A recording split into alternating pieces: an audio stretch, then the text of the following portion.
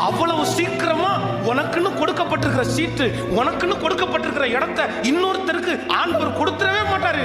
உன்னை ஒரு இடத்துல எழுதிட்டாருன்னு வையேன், உன்னை ஒரு இடத்துல வைக்கணும்னு நினைச்சிட்டாருன்னு வைங்களேன், அவ்வளவு சீக்கிரமா நீ தப்பு பண்ண உடனே நீ அவ்வளவு வேலைக்கு ஆக மாட்ட, உன்னை தூக்கி போட்டு இன்னொருத்தரை உட்கார வைக்க முடியும். அப்படிப்பட்ட ஆட்கள் எல்லாம் இருக்காங்க. உன்னை விட ஜெபிக்கிறவங்க, உன்னை விட நல்ல ஆண்டவரோட இருக்கிறவங்க நிறைய பேர் இருக்காங்க. ஆனா உனக்குன்னு ஒரு இடத்த ஆண்டவர் உன்னை என்னமோ நீ அழுத அழுகையோ, நீ ஜெபிச்ச ஜெபமோ, இல்ல உங்க அம்மா அப்பா ஜெபிச்ச ஜெபமோ என்னமோ தெரியல, உன் தலையில ஆண்டவர் உன்னை எழுதிட்டாரு. உன்னை இந்த இடத்துல தான் வைப்பேன்னு திரும்ப திரும்ப உன்னை பேசிட்டே இருக்காரு.